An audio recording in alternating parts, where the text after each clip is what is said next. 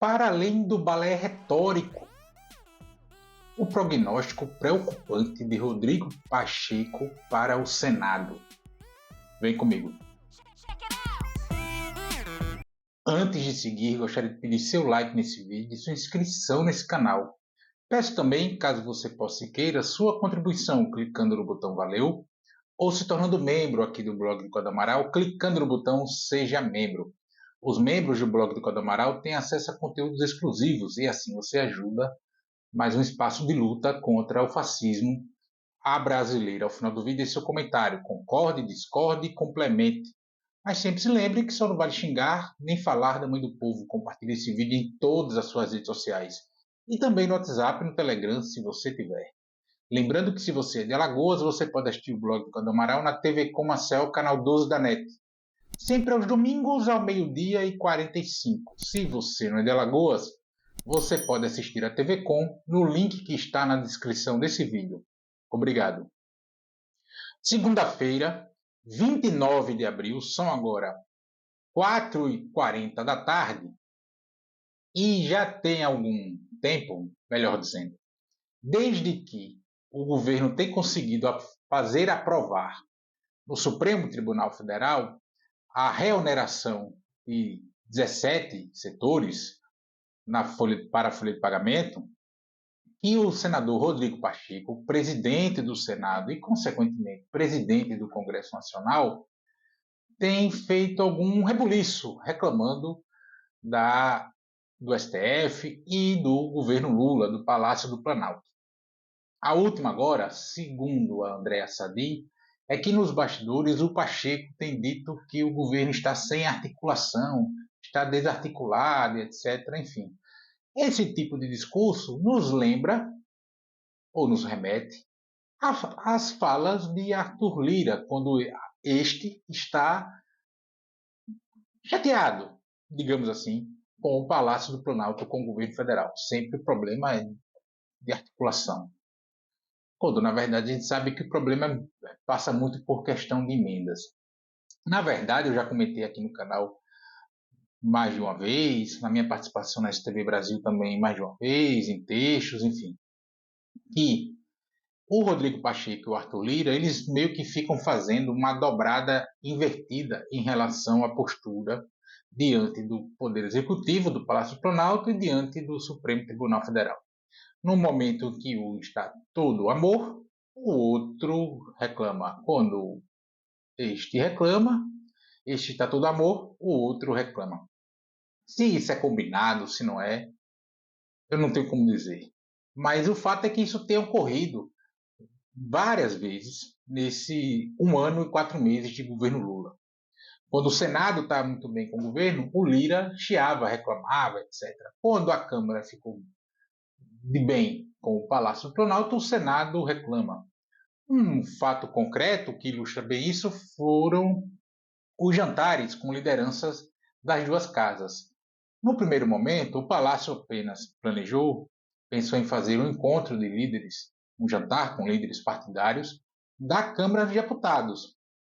E logo o Senado chiou, o Pacheco chiou, porque o Senado estaria sendo preterido em relação à Câmara de Deputados. Aí tivemos um jantar, um encontro com as lideranças partidárias do Senado. E isso tem ocorrido com uma certa frequência.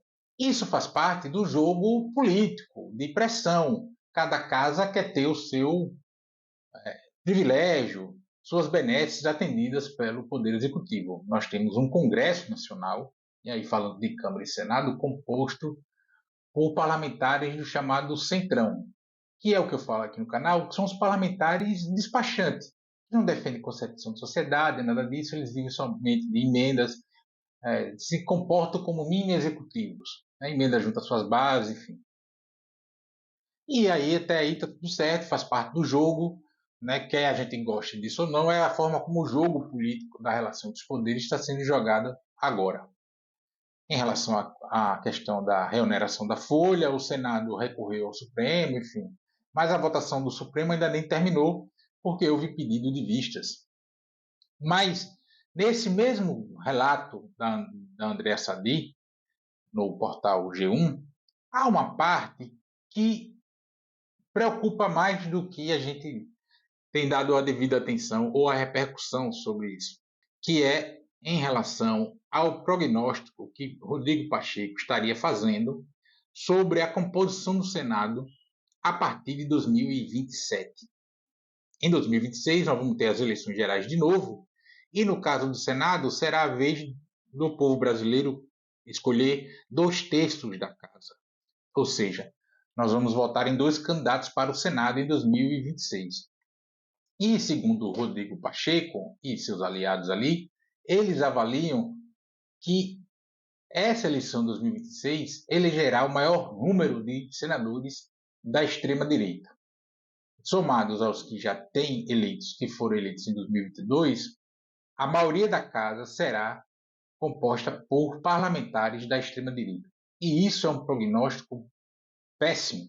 Para além de uma possível reeleição do presidente Lula, o que dificultaria a aprovação de pautas, etc., você tem a questão do Supremo também, esse embate da extrema-direita com o Supremo Tribunal Federal, inclusive promovendo cassações de ministros do Supremo, sempre que acharem que está com uma decisão, uma pauta, enfim, que os contrarie, colocando o Poder Judiciário no corner, né, tentando colocar o Poder Judiciário no corner. E esse é um prognóstico muito delicado, porque esses caras também não ficam fazendo avaliação de brincadeira de mesa de bar. O que a gente tem visto aí, e a gente precisa ser muito sincero nesse sentido, é que os setores mais conservadores da sociedade brasileira, da política brasileira, têm obtido mais êxitos nas eleições parlamentares, mesmo as de Senado, cujas eleições são consideradas majoritárias, né, porque não passam pelas contas do coeficiente eleitoral, ou seja, ganha aquele que teve mais votos. Isso é o que caracteriza uma eleição majoritária. Então nós temos a eleição do Senado e as do Poder Executivo, né, prefeito, governadores, presidente da República. E a extrema-direita já verbalizou, já se anunciou, já colocou que tem como meta para 2026 eleger o maior número de senadores possível. E se os caras estão fazendo esse prognóstico é porque a leitura que se tem na casa é que a maioria dos senadores, né, a partir da conversa dos parlamentares, a partir da realidade de seus estados, é que deve vir aí devem vir muito forte os nomes da extrema-direita para o Senado em 2026. E fica a lição para o campo mais democrático da política nacional, não falo só da esquerda. A importância de se dar a devida atenção às eleições para os parlamentos. Nós temos focado muito nas eleições para o Poder Executivo, prefeitos, governadores, presidente da República, o que é justo, está correto, é legítimo, enfim.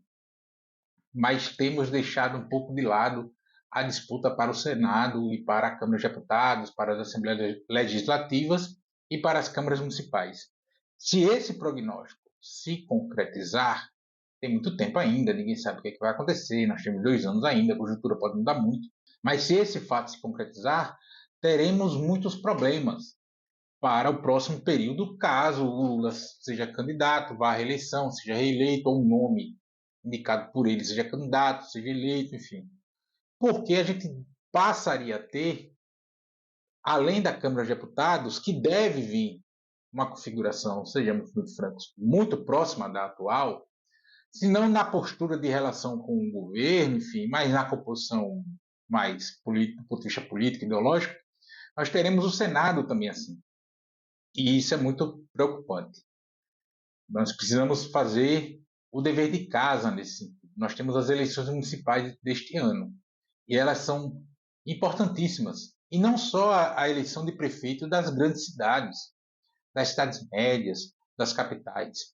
Também é importante que a gente faça um bom resultado eleitoral para as câmaras municipais, elegendo o maior número de vereadores possível. Se não der da esquerda, do centro-direita, mas desse centro-direita mais democrático, do campo democrático, anti-bolsonarista, né? Que se coloque como afronta, resistência no outro campo do que a gente chama de bolsonarismo. Nós precisamos muito dessa eleição agora em 2024, porque 2026 vai ser uma batalha muito grande. A extrema-direita tem um problema de saber quem vai ser o herdeiro ou herdeira do espólio eleitoral de Bolsonaro, porque ele está inelegível. Saiu aí acho que no Metrópolis, de que há bolsonaristas contando que o Lula vai ajudar Bolsonaro a reverter a sua condição de inelegível. Não vai, isso é um devaneio, isso é mais uma birulice dessa turma. O Lula não vai mexer uma vírgula para tirar a condição de inelegível do Bolsonaro. E o Bolsonaro não estará elegível. Ele pode estar elegível em 2030, caso não seja condenado criminalmente ou não seja julgado até lá. Mas em 2026 ele está inelegível. Então a extrema-direita tem essa disputa aí. Tarcísio, tem Caiado, tem a Michelle ali correndo por fora, agarrado mais na questão das igrejas, enfim, das igrejas neopentecostais. Mas é preciso a gente dar atenção a isso. Isso é um prognóstico muito sério. Então isso passa inclusive pelas eleições municipais, passa por ter a capacidade não só de fortalecer outras correntes de esquerda saírem fortalecidas, mas esse centro mais democrático, centro-centro, não estou falando centrão não, esse centro mais democrático, fortalecer personalidades da política que são anti-bolsonaristas. A gente precisa ampliar esse espectro político, evidentemente que do ponto de vista programático algum recuo, mas a gente não pode descuidar das eleições. Não pode descuidar da disputa política entre eleições, da disputa política que precisa ser feita, inclusive, hegemônica na sociedade, disputar a hegemonia da sociedade de fato, para além da disputa eleitoral. Nós temos uma tarefa grande aí. Esse prognóstico não pode se concretizar. Nós não podemos ter um Senado de maioria de extrema-direita, porque isso pode significar a aprovação de medidas importantes para a melhoria de vida do povo brasileiro. Estou falando aqui para além dessa questão de impeachment do Supremo, etc., enfim. Mas, quanto mais dificultada tiver a conjuntura, a correlação de forças no Parlamento Nacional, mais difícil é a gente conseguir implementar, recolocar, melhor dizendo, o Estado brasileiro para a promoção do desenvolvimento e inclusão social no país. Fica o alerta para esse prognóstico que Pacheco e seus aliados têm feito nos bastidores, segundo a Andréa Sadi, sobre a composição do Senado Federal a partir de janeiro, fevereiro, enfim, de 2027. Fiquemos atentos. A extrema-direita está muito organizada, tem até uma internacional neofascista aí rolando. Eles não param de atuar, de fazer política cotidiana, disputando a hegemonia da sociedade. Foquemos no que importa de verdade para não deixar a extrema-direita lograr êxito, crescer mais do que já está.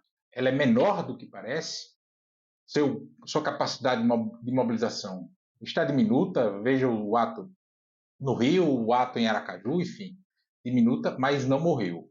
É a alternativa eleitoral aos eleitores conservadores viável do ponto de vista da disputa que se tem hoje.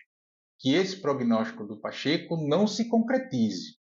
E para isso acontecer, precisa fazer muita política, dialogar com os diferentes, fazer muito debate público, propor ideias, propor temas, defender causas, defender bandeiras e sim garantir de novo uma frente ampla, ampliando essa frente, sem deixar de fazer a disputa dos rumos dessa frente, mas uma frente ampla contra a extrema-direita.